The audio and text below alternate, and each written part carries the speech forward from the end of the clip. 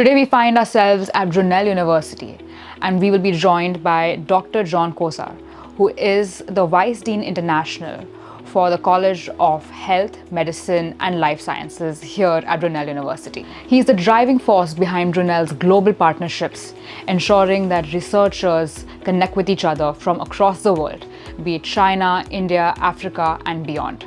He also works very closely with healthcare educators, regulators, and organizations, ensuring that the local healthcare is vastly improved.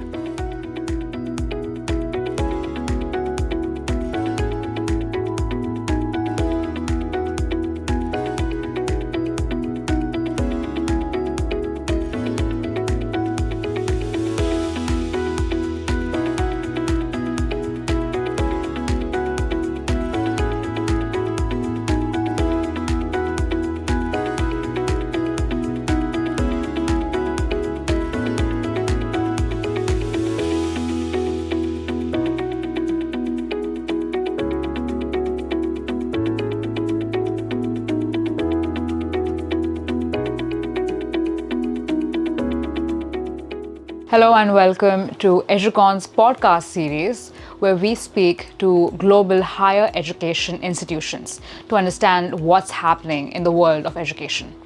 My name is Jannavi, and this conversation is brought to you by Java and Skoda.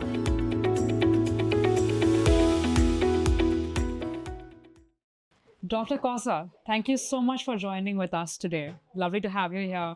Lovely to also ask you so many questions about what you're doing here at Brunel University. So just want to know more about the college in terms of health and medicine. What are some of the trends that you've been seeing since the post-pandemic world? The pandemic forced us to answer quite a number of questions about the content of our programs and how we deliver them. We provide education for healthcare professionals, and the pandemic challenged them in many ways.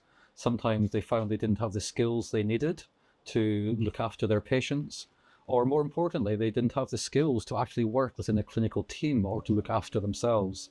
So one of the main learnings from the pandemic was, how do we prepare our young healthcare professionals to work in an environment that's very challenging and stressful and be able to deliver quality care?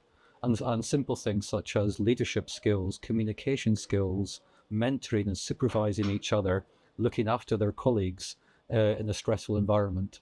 So all of our programs now have inbuilt content to help our students develop those soft skills that will both protect them and protect their colleagues as they enter into these stressful environments. What are some of the biggest shifts that you've seen in terms of, have the student preferences for learning changed a lot over the last couple of years? Yes. So the students have developed new strategies for learning. The pandemic, of course, forced them into learning online much of the content, and that has had a legacy effect. That's with students still wanting to learn some of the content online for convenience reasons, and sometimes they find it a more effective way of study. So we have adapted our programs to deliver both online and face-to-face delivery so that students can switch from one to the other to meet their individual preferences. Wow, that's very interesting. And in terms of the kind of research that your college has been doing, which I'm sure is extremely strong, any notable research that you would like to share us today? Of course. So good healthcare depends on good evidence. It depends on good research. Everything that we do as a clinician, as a healthcare professional, should be informed by the best research evidence. And collating that evidence and interpreting it and applying it to clinical practice is a skill set that every clinician needs to acquire. So we have been undertaking research, and our colleagues have been undertaking research on how to synthesize the evidence needed to make informed clinical decisions, and how to best apply that in the clinical setting. So that there is. Very interesting. Is there any scope where Indian and the British healthcare system can collaborate, do you think? Absolutely. One thing that is very obvious when you travel to different healthcare systems is that we're facing very common problems. Yes, there are differences in the demographics, in the geography, but a lot of the healthcare problems that we face are very, very similar. We could use the example of in India, there is a significant issue of how to deliver healthcare into rural communities that don't have access to hospitals. But here too in the UK, even though we do have our main cities, we do have rural areas also where we face the similar challenge of how to deliver the same quality of care to someone who lives in a remote rural area compared to someone who lives in a city.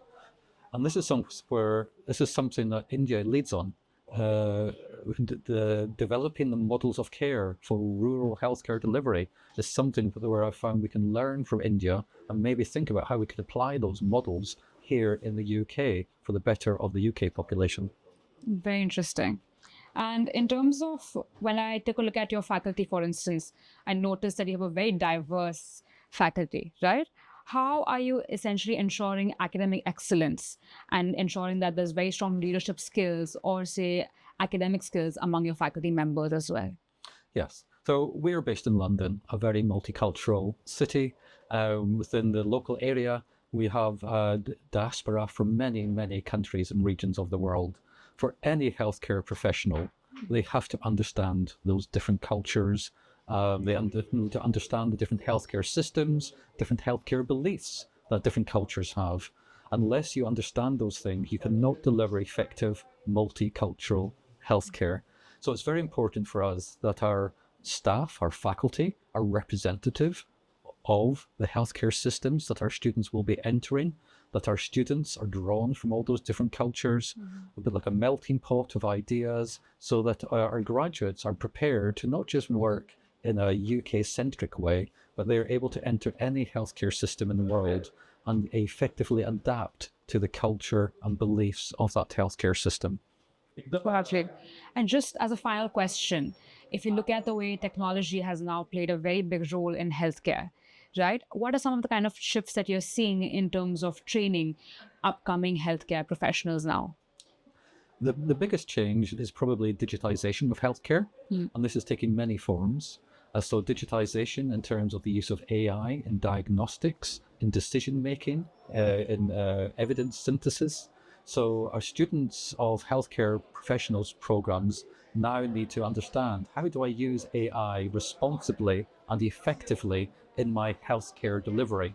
So this might be how to use an AI model in diagnostics, maybe in sonography, or maybe in decision making, how to process clinical information and make informed decisions from it. So there's significant changes taking place in this area, and the students who are studying our programs today will be working in a very different way to how I worked as a clinician in the years gone by. And we need to make sure our students are prepared for that new way of working. Fantastic. Dr. Cossar, thank you so much for your time. It's been lovely listening to you and chatting with you. I look forward to many more interactions with you in the future. My pleasure. Thank you.